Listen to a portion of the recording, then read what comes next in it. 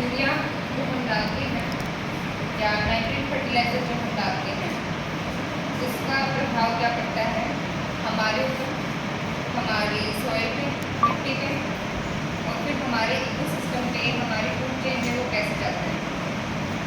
1920 में हैबरबोश प्रोसेस है, पढ़ा होगा BSc में कि उससे क्या है जो नाइट्रेट फर्टिलाइज़र है उससे उद्गम हुआ नाइट्रोजन फर्टिलाइज़र। जैसे वो प्रोसेस डेवलप हुआ उससे बनने शुरू हुए। लेकिन जो नाइट्रोजन फर्टिलाइज़र जो असली मायने में यूज़ होना शुरू हुआ वो 1980 में। उसके बाद से नाइट्रोजन के फर्टिलाइज़र का बहुत अधिक यूज़ होना शुरू हो गया। फार्मर एक खेत में 3 से 4 कट्टे अभी भी डाल रहे हैं और सब्जियों में तो 7 से 8 कट्टे डालते हैं, 7 से 8 बैग यूरिया के।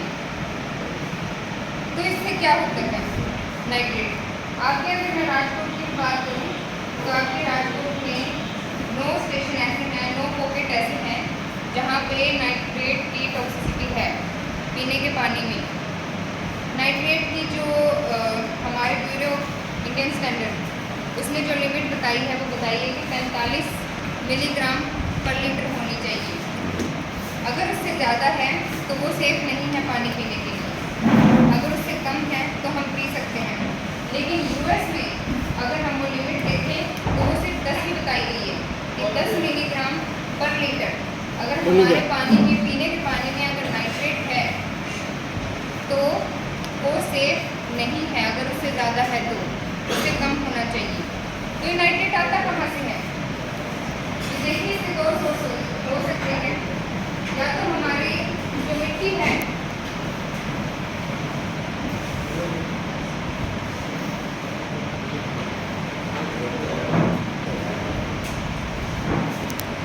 या तो हमारे नेचर ने ही नाइट्रोजन इतना दे दिया है हमें कि जो सॉइल में है, या फिर हमारा दूसरा है फर्टिलाइजर और पेस्टिसाइड जिससे हमारा नाइट्रोजन क्या है सॉइल में और वाटर में एंटर होता है। जैसे हम कोई भी नाइट्रोजन फर्टिलाइजर डालते हैं उसकी एफिशिएंसी होती है 30% ही हमारा जो है प्लांट है, पौधा है, वो यूज़ कर पाता है। बाकी का कहाँ जाता है? या तो सोयल में चला गया। सोयल में भी इस रिस्क है। जो नाइट्रेट की एक प्रॉपर्टी है कि वो खुल के हमारे ग्राउंड वाटर में नीचे पानी में मिल जाता है।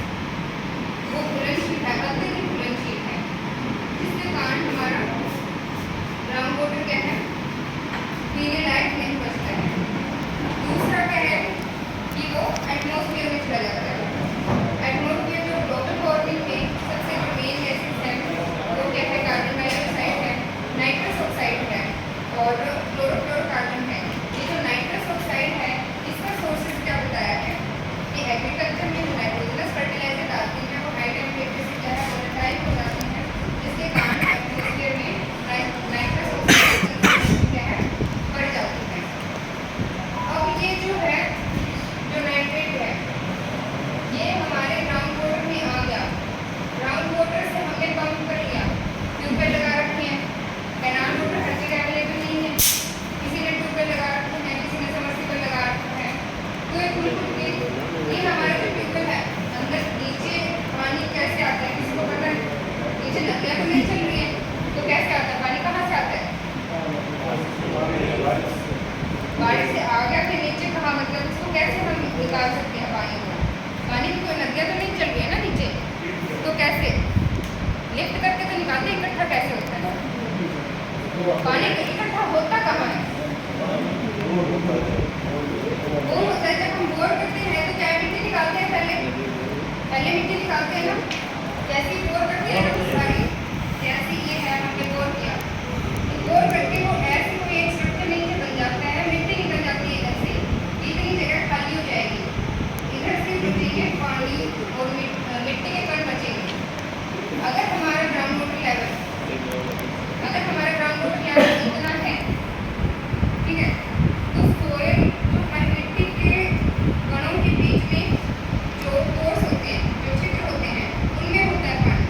वो पानी किस लिए कहाँ इकट्ठा होता जाता है? जहाँ हमने मिट्टी निकाली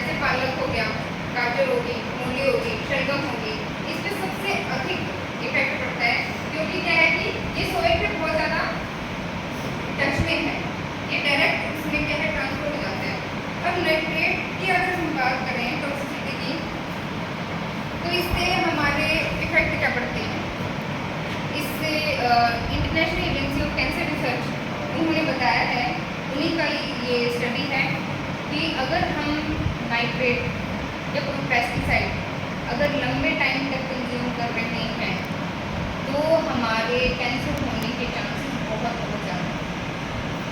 जिसमें से अभी डॉक्टर JS ठाकुर हैं, PGI डॉक्टर चंडीगढ़ में, उनकी एक वीडियो थी, उन्होंने बताया कि उन्होंने 10 स्टडी की है पंजाब में।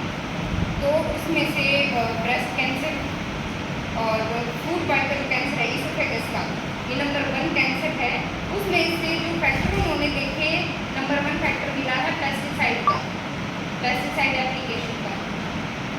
तो इस कारण और भी बहुत सारे हैं, जैसे स्टिल बॉर्न है, बच्चे पहले पैदा हो रहे हैं, क्या उनका वेट कम है, कमज़ोर है, प्रेगनेंसी में दिक्कत आ रही है, तो ये जितने भी सारे